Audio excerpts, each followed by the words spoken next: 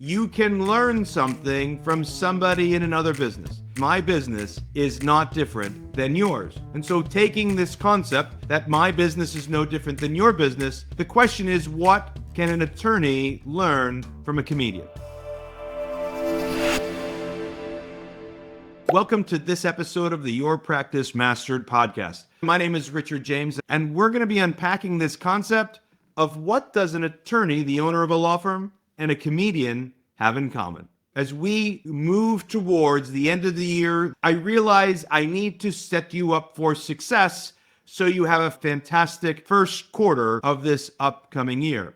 And I could think of no better way for you to do that than to get your mindset in the right direction. That direction is that you can learn something from somebody in another business. My business is not different than yours. The foundational principles and moving parts, what we call pipelines, are the same. And the challenges that one has with 5 employees is similar to the challenge that somebody has with 50 employees. It's just a little bit more exacerbated in one area than the other. And so, taking this concept that my business is no different than your business, the question is, what can an attorney learn from a comedian? And I believe the answer is twofold. The first is that the comedian, in this case Kevin Hart, is an expert in his field. And the second is that the comedian Kevin Hart knew a lot about his chosen profession, but he didn't know much about business. If you want help from us, we have lots of resources that are free. We're happy to educate you and walk alongside you and tell you some of the foundational truths you need to know. Visit the link below. We're happy to send you all sorts of freemiums with no cost to you. You can acquire them and you can start to grow in your knowledge. And what we know to be true is that lawyers know a lot about being great lawyers because they put a lot of time, money, and resources into it, but they don't know a whole bunch about running this thing we call a small business. So this idea of being an expert, what we know about Kevin from the interview we saw with him on A Diary of a CEO is that he had a long road to get his skills to where it was. But once he did, in a very short period of time, say 13 to 15 years, his fame rocket ship went like this. And he laid out why that was. Kevin had an absolute belief in himself that he was the right guy, that he could get this done. He believed in himself. You, as the owner of a law firm, as the attorney, you believed you could do this, which is why you opened your own firm. You believed you didn't need to be under somebody else's thumb. You decided to go out on your own because you believed in yourself. Both of you have that in common. Kevin put in the work. He often did 25 sets in a weekend. He would drive from Philadelphia to New York just to do his sets. He left New York and went to California. He made the moves he needed to make to get the education he needed to get in his chosen profession. Well, you as the owner of a law firm, you went to law school and then you chose your particular practice area. You made that choice and then you became an expert at it. And so what we know is it took you a lot of time, money, and additional resources for you to get good at that practice area, right? Just like Kevin did, just like the comedian. So far, we have this parallel world between the comedian and the attorney in that they both had to put in a tremendous amount of belief in themselves and a tremendous amount of effort to become experts in their field. The challenge is the comedian recognized that if he didn't start to learn about business, he was going to be limited in his scope.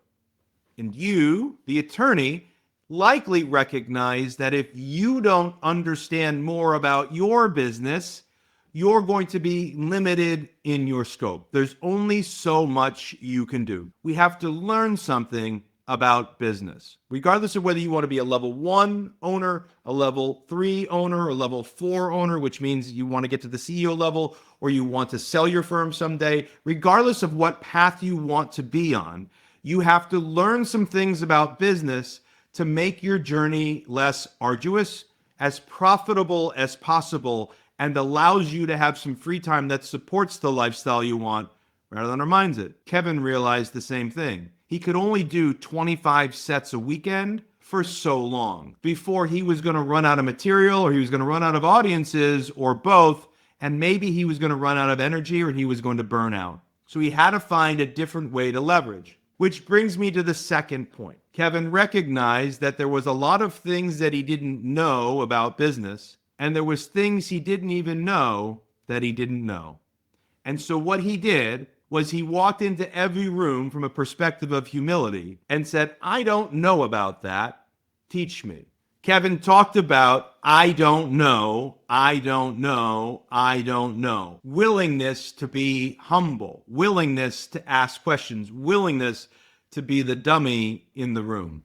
I've been working with attorneys long enough to know that doesn't make many of you feel comfortable. Unfortunately for you, many of you were born very intelligent. You were at the top of your field always. The smartest kid in the class. Sometimes you went to the best educational processes in law school. Sometimes you were the hardest working, and people recognized you as an authority figure with intelligence and knowledge. The challenge is that you've had so much of that in your life, you oftentimes don't like looking bad. And I get that. I don't like looking bad either. But I found my biggest growth moments to come when I was willing to say, you know what? I just don't know. And if you could show me how to do it, I'd be willing. So if we take these two paradigms where we're really good at what we do, but we recognize that there's a cap to using our knowledge and our skills to earn and achieve what we want, we're going to burn out, we're going to have everything reliant on us, and we're really going to have a fancy job, and we have to understand business. And once we do, and we gain that knowledge, if we're willing to be the dumbest person in the room, eventually we're going to add to our knowledge, add to our experience, we're going to get enough iterations, and it's going to compound. And what you saw with Kevin is, by Hollywood's definition and by business's definition, Kevin is a success. He also looks to make all of his partners as successful as he does. And that's another secret for you as a business owner. How do you make your team and the leaders on your team and those you interact with around your team, vendors, successful and be allowed to take part in the journey that you've got going on? And so for the year we're about to move into, as you move into the first quarter, my challenge to you is start asking yourself questions about how much do you really know about running a business? What is it you don't feel comfortable in your overall knowledge about? And what can you do to get some help? We generally believe that systems should run your law firm and people should run your systems. And those systems come into four primary categories. And that is the new client attraction pipeline, the workflow pipeline, the talent pipeline, and the profit pipeline.